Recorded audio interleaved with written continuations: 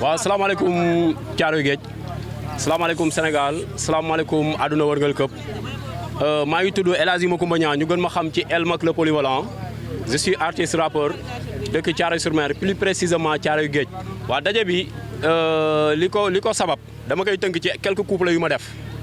mooy l'heure est grave jeunesse su caabi yeewu leen xeex seen àq ak yelleef état bi yeewi leen bere aan du fi jaar te Thiaroye defaruñu ko luy ndeyu defar mbaaw yaraax te Thiaroye boole wuñ ko projet bi ñoo ci ëpp suuf duñ nangu féete suuf restructuration bu amul lépp la ñuy xëpp suuf Thiaroye dootul nangu kenn du ko rey te deewul gis nga suñu autorités yi njaaxaanaay lañ te deewul Thiaroye saay gaay cette injustice ne passera pas sinon ça sera cas ay cax laa leen wax nag cette injustice ne passera pas sinon ça sera cas na état ñëw saafara cas sinon ça sera cas yéen a ngi may dégg bu baax Thiaroye yàgg na avant indépendance la mënuñu comprendre dëkk buñ xam ci dal dëkk buñ xam ci yar dëkk buñ xam ci du taal teggin fulla fayda liggéey la preuve suñu yaay yi nga xamante ne ñoom ñoo ñu meññ 5 heures du matin boo xëyee da nga leen di gis ñu ngi yor seen pan di ñafe pour lu ñu indi ci kër yi suñu baay ak suñu maam yi nga xam ne ñoo ñu meññ ma suñoo soxla alalu jàmbur 5 heures du matin ñu ngi xëy di dang-dang di ut luñ jox seen njaboot yi. waa léegi dëkk boobu noonu xam ne avant indépendance dëkk boo xam ne waxtaane nañ fa indépendance su Sénégal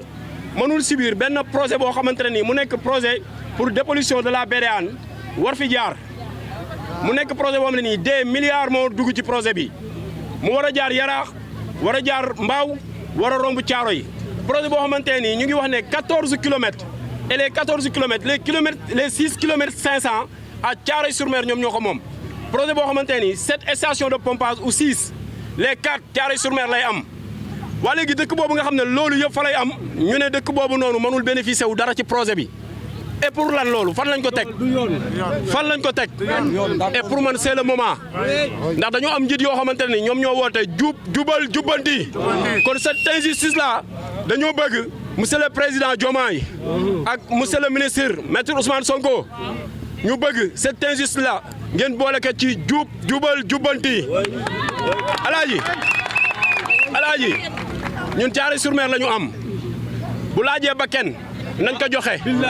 parce que projet bi du jàll tant que restructuration bu Thiaroye amul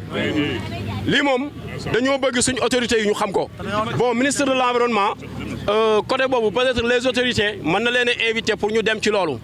parce que ñun nous sommes des acteurs culturels bien vrai que parfois ñu dem ci yooyu mais parfois suñu autorités yi ñoo ñuy gën a woyof pour dem ci yooyu noonu bon li ñuy wax mooy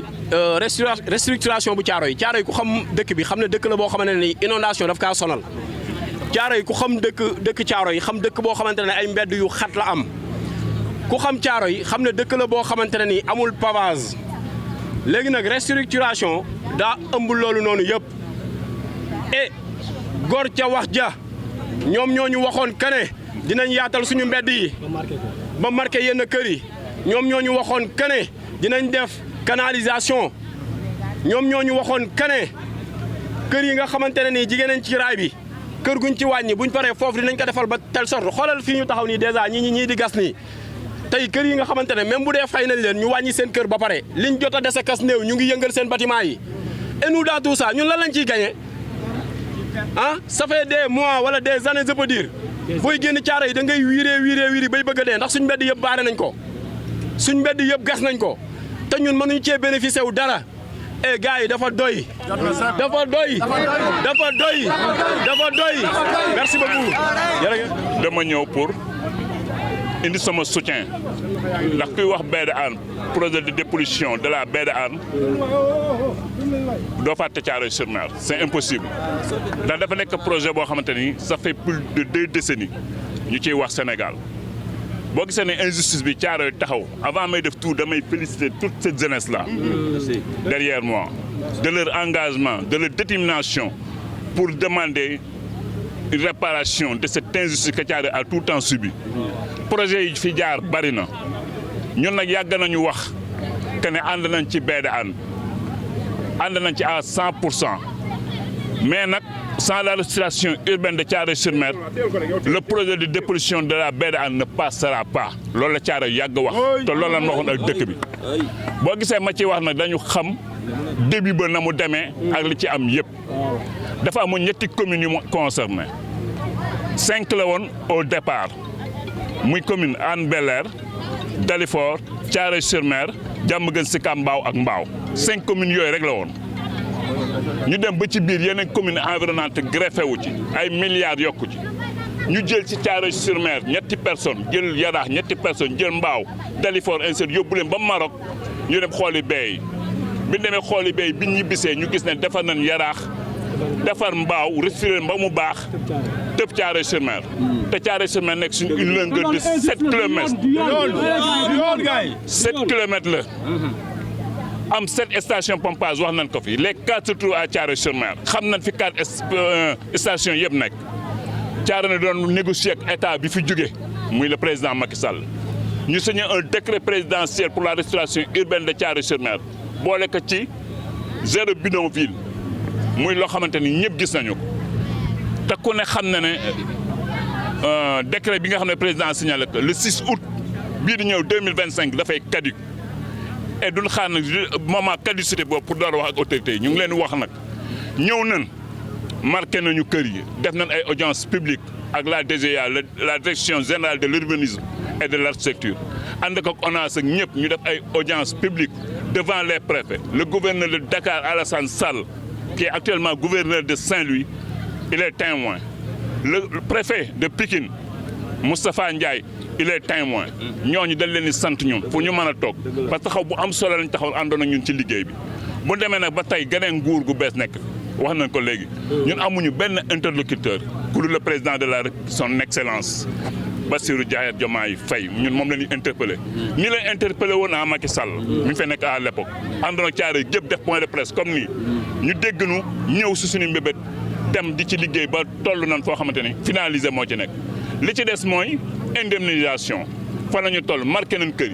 yi y a des gens yoo xam seen kër ñu ngi ci biir am nañ xaalis bëgg a defaraat seen kër réfectionné ko mais buñ ko laalee ëllëg ñu ñëw dañuy defar boobaa ñoom dañuy perte boobu ba léegi ñu ngi toog di xaar avant muy décret bi nag di caduc ñu ngi wax autorités yi Thiaroye jóg nañu te du luy rek ñoom ñoo téye yeneen mbooloo yi ne leen toog leen parce que désagrément la ñuy bañ dañuy bañ ko yàq donc nous lançons un appel aux autorités étatiques que ne Thiaroye-sur-Mer restera debout pour dire non à cette injustice là ñu ngi sant ñëpp di gërëm ñëpp. parce que itam Mbao am na ci bénéfice Yarax am na ci bénéfice ba mu des Thiaroye te liggéey bi mi ngi bëgg a egg ñun ñëpp ñu toog di seetaan Thiaroye bu nu waxulee sax war na ñoo mën a dimbali ci suñu Thiaroye gi ndax suñu parents ya génnoon àdduna ça fait longtemps bu ñu jógaatoon kenn ku nekk na delluwaat këram te loolu c'est pas normal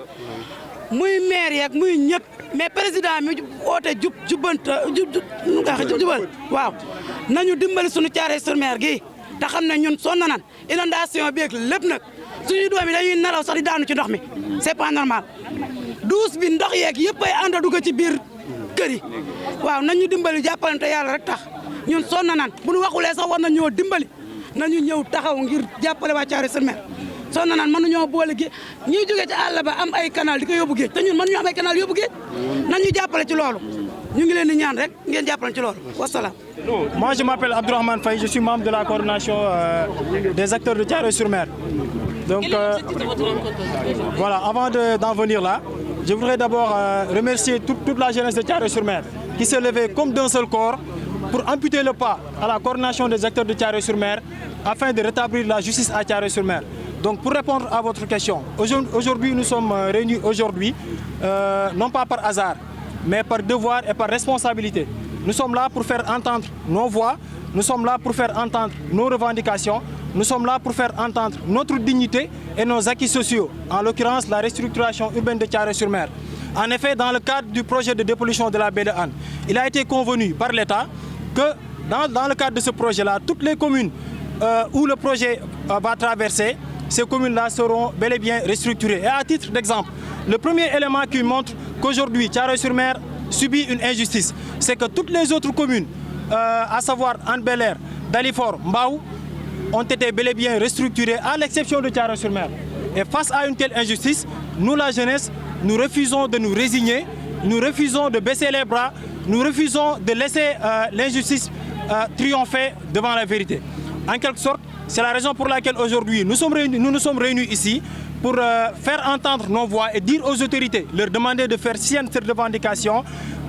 pour ne pas en quelque sorte arriver à l'irréparable. Ce dont nous faisons allusion, c'est quoi? C'est qu'aujourd'hui, à Thiaroye-sur-Mer, des gens meurent toujours parce que tout simplement, à un certain niveau de leur maladie, ils se trouvent dans l'impossibilité de pouvoir être évacués parce que tout simplement, aucun véhicule ne peut pas accéder dans les quartiers. Aujourd'hui, à Thiaroye-sur-Mer, des chantiers se sont vus bloqués. Des pères de famille se sont trouvés dans l'impossibilité de réfectionner leur maison, tout simplement parce qu'ils ne veulent pas encourir le risque d'entamer des travaux et que demain, le projet de restructuration vienne traverser la commune sans dédommagement. En quelque sorte, nous, ce que nous exigeons, c'est quoi? Et c'est un droit. C'est un droit. Ce que nous voulons, c'est de procéder à cette restructuration pour qu'à Thiaroye-sur-Mer, les voies puissent être, comme on dit, l'extension des voies. Et la commune aussi puisse avoir un plan d'assainissement bien défini pour que la commune puisse dire au revoir à tout ce qui est inondation, à tout ce qui est décès qui sont causés tout simplement par le manque de restructuration. La première personne que nous interpellons, c'est son Excellence, le président de la République, Bassirou Diomaye Faye. Comme on dit, l'État, c'est la continuité. Et pour rappel, le 19 mars 2002, lors du conseil des ministres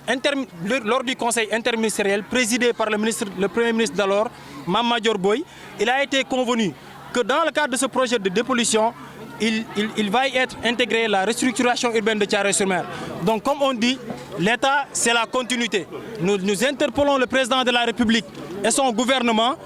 à respecter cet engagement de l'État. Parce qu'en fait, dans un contexte où l'on parle de Djubanti, la population de Thiaroye-sur-Mer exige le Djubanti national de Thiaroye-sur-Mer. Ça, c'est une exigence. Et nous comme j'ai dit tout à l'heure, la jeunesse de Thiaroye-sur-Mer, nous refusons de nous résigner face à cette injustice.